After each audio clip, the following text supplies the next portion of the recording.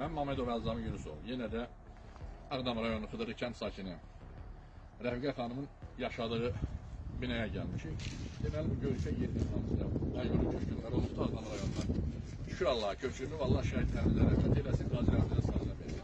Bu da ki, həmin evlərdir ki, Ayvara köşkünlər olubdu. Bunlar köçürdü. Zəhmət olmasa eşini indi bir vəziyyətdə dayandı. Dedik ki, Rəfiqə xanımın yaşadığı evdən başlar çəkək və söhbətimizə davam edir. Göründüğü kimi Rəfiqə nənənin yaşadığı yer budur. Buyur. Cəmrə. Heç zəhmət olmasa. Gəl. Bu vəziyyətdədir. Nəvələrin, nəticələrlə burada yeriləri çək, bir onu çək.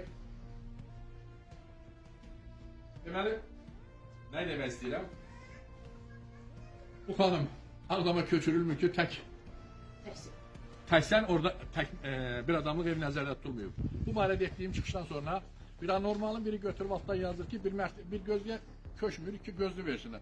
Xəstə bir gözlünü vermirsə, iki gözlünü hardan verir? Yəni bu oxucular da, digərləri də anlamır ki, məcburi köçkünlər yerlərinə getmək istəyir. Lakin Qaçqınlar Komitəsinin o komandası Rövşən müəllimə saxta izahatlar verməklə imkan vermirlər. Deməli, Bərdər rayonunda mən bu sözü demişəm. 866 saylı qəsəbədə Bakı sakininə gətirməyə verirsiniz. Buyur. Bu qadının zəhmət olmasa çək, şəhid anasıdır.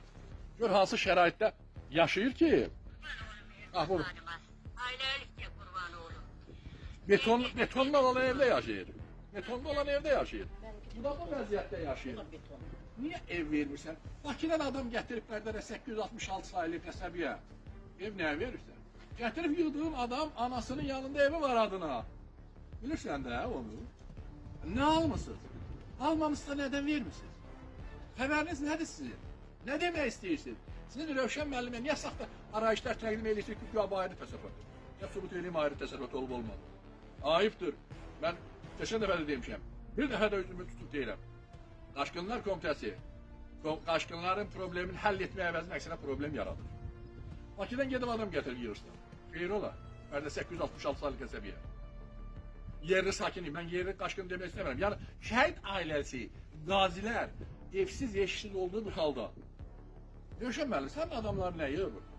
Bərdədə 866 Cekir rəisi. Sən məlumatım yoxdur, Bakı qərar verir, Qaçqın qərar verir. Düz deyirsən, sizin vasitənizdən qərar verir. Nə o hoqqalar çıxardırsınız. Allaha and olsun, azalıbdır. Yəqin qəbullar olan kimi qəbullara girib bu barəsində ad-bad ərzə verir. Bunda deyəcəksiniz ki, niyə pis deyilirsən? Pisliyi siz deyirsiniz, siz şəhid ailəsi, Qaçqını, belə şeylər qalıb evsiz eşitsin bu vəziyyətdə. Bakıdan adam gətirib yığırsan qəsəbəyə. Məqsədin nədir?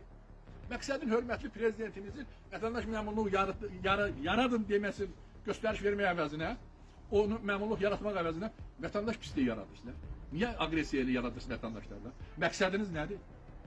Rövşən müəllim, sizin birinci müavininiz və digərləri, hamısını demək orada yaxşı insanlar da var. Digər evlərə baxan departamentin əməkdaşı var. Aynı 24 vətəndaş gəlmir. Oturanda az qalıb vətəndaşı döyə, hücum edir. Ringə çıxmısınız siz? Ha, yalan danışır. Yalanı siz danışırsınız ki, vətəndaşın əlində arayış var ki, torpağı, əmlakı yoxdur. İkinci də ki, laf var. Dədəniz alıb verir. Kimin dədəsi alıb verir? Və özü ki, məcburi köşkündə torpağına qaytar verir. Buradakı əmlakını da satar, əlinə maya salar, orada təsərrüfat saxlayır. Məqsədiniz nədir? Məqsədiniz hörmətli prezidentimizin apardığı daxili və xarici siyasətə xələl gətirməkdir. Allah prezidentimizi qorusun. Allah sizi kimisində bəlasını versin ki, bu cür riyakarlıqla məşğulsunuz. Ümidvaram ki, mən cənab dekabr ayında cənab nazirlərin bölgədə qəbullarına girməyənmişdən bu xanımın, bu Ağdırçayın ev problemin, Ağdamın Xıdırcı olmuş, rayonun özü olsun, kəndi olsun, harasa göndər. Nə deyirsən abi işte? Bir belə burada olan adamlar Allah ömür versin, şəhidlərimiz Allah rəhmət eləsin. Onların qanı bahasına alınan yerlərə köçürüldü. Niyə köçürülmür? Məqsədiniz nədir? Burada qalmalıdır, gözlüyürsünüz ki 78 yaşı var. Hə, 2-3 il öləcək, canınız üçün ölməyəcək. Bu 90'ı keçəcək. Ölməli olan o prezidentimizə, dövlətimizə xəyanət, maddi maraq namına xəyanət edənlərdir. Ümidvaram ki, hörmətli prezidentimiz, cənab prezident, mən keçən dəfə də dedim, mənim iştirakımla xahiş edirəm, Bərdə 866 saylı qəsəbədə o köçürülən adamlar ki var yığılıb, şəhid qaza ailəsi yox, digərlərin yığılması aydınlaşdırılsın. Görək nə naminə yığılıb. belə bir şeylər qalıb betonların üstündə. Və ya göstərdiyim şəhid ailəsi Kəlbəcər rayonundan Qaradəmirçidə o betonun üstə yatır. Niyə? Məqsədiniz bu Ağbirçək ağsaqqalı qırmaqdır. Hörmətli prezident, Daşqınlar Komitəsi rəhbərliyi yandakı işçilərə inanır, onlar da onu anladır. Xahiş edirəm bu olaylara son qoyulması üçün bizi qəbul ediniz.